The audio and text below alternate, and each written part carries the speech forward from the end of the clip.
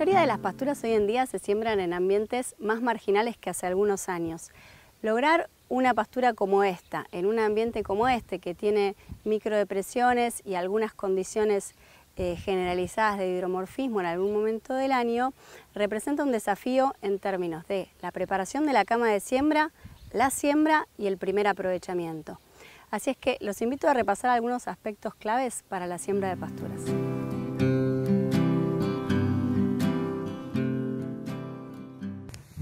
Una buena siembra de una pastura comienza con un buen lote. No podemos pretender sembrar bien una pastura aunque tengamos la mejor máquina, si no tenemos un lote que nos lo permita hacerlo. Para eso el lote tiene que estar parejo, tiene que tener la menor cantidad de rastrojo posible para que la máquina, tanto la cuchilla cortarrastrojo y los órganos abresurco y tapadores realicen el mejor trabajo posible. Que no esté demasiado seco ni demasiado húmedo, o sea, se tienen que dar una serie de condiciones también desde el punto de vista climático para lograr una siembra de una pastura de calidad.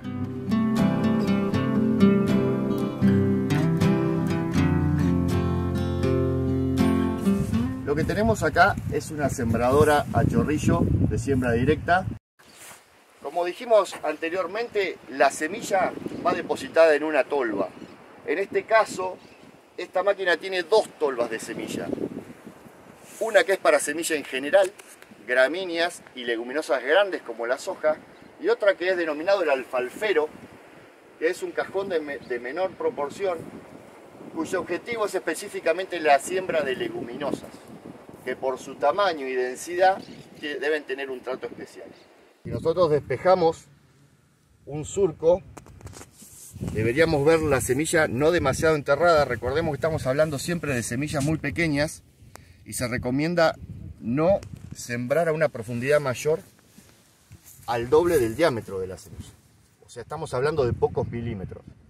Eso en la práctica en realidad es muy difícil de hacer. Y entonces generalmente se dice que la pastura tiene que estar tapada y nada más. O sea, no hablar de profundidad de siembra, sino de cuánta semilla me queda al descubierto. En realidad es tolerable entre un 10-15% de semilla al aire libre que quede. Pero lo que sí no debemos hacer es, con tal de que no nos quede semilla afuera, enterrar demasiado, hacer un surco demasiado profundo. Nos tenemos que conformar con que la semilla quede tapada. No buscar humedad yéndonos más abajo porque es un error. Una vez que la semilla está dentro del surco, es apretada en el fondo del surco por la rueda apretadora de semilla. Este órgano en otras máquinas es suplantado por una cola de castor o cualquier otro tipo de sistema. Para la siembra de pasturas, este tipo de órgano apretador es el más recomendado, siempre y cuando estemos trabajando en condiciones de humedad que no sean excesivas, porque si no tiende a adherirse tierra, ¿sí? Una vez que esta rueda apretó la semilla en el fondo del surco, por detrás vienen las ruedas tapadoras. La función de estas ruedas es apretar las paredes de los surcos generados por los doble discos y cerrar el surco. En este caso son lisas y lo único que hacen es apretar los laterales del surco.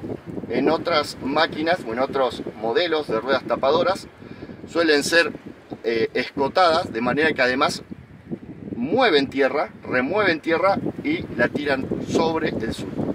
La velocidad de trabajo nunca debe superar los 7,5 km por hora y dependerá básicamente además de las condiciones del lote, pero nunca debe superar esa velocidad. Si bien la máquina tiene órganos como los paralelogramos deformables, cuya función es copiar el terreno, nosotros debemos darle tiempo a esos órganos para que verdaderamente puedan copiar las irregularidades del potrero. Si nosotros vamos demasiado rápido, la máquina va a ir a los saltos y lógicamente nunca vamos a poder tener una profundidad de siembra lo más estable posible. Entonces, si nosotros entramos al lote, vemos que al menos a nuestro ojo el tractor anda demasiado rápido, la máquina se escucha que hace mucho ruido, que los órganos de siembra van saltando demasiado, debemos preguntarle al operario a qué velocidad están dando.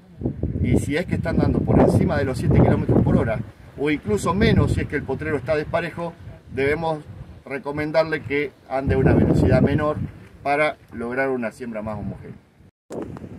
Hablando de las profundidades de trabajo de la cuchilla cortarrastrojo, hay una medida que nunca se puede superar en cuanto a la profundidad, y esa es la mitad del radio de la cuchilla. Nunca debemos superar una profundidad de trabajo mayor a la mitad del radio. Si nosotros lo hacemos y la enterramos más que la mitad de su radio, el ángulo de trabajo cambia. Fíjense, aquí el ángulo y aquí el ángulo que tenemos de ataque.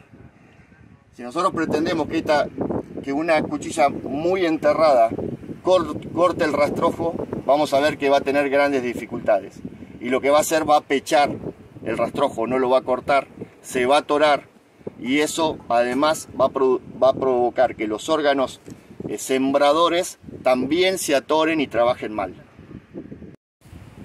Cuando nosotros llegamos al lote y el equipo ya está trabajando y queremos chequear cuál es la densidad de siembra que está trabajando, lo que debemos hacer es pedirle al contratista o el que está sembrando que detenga la máquina, la levante y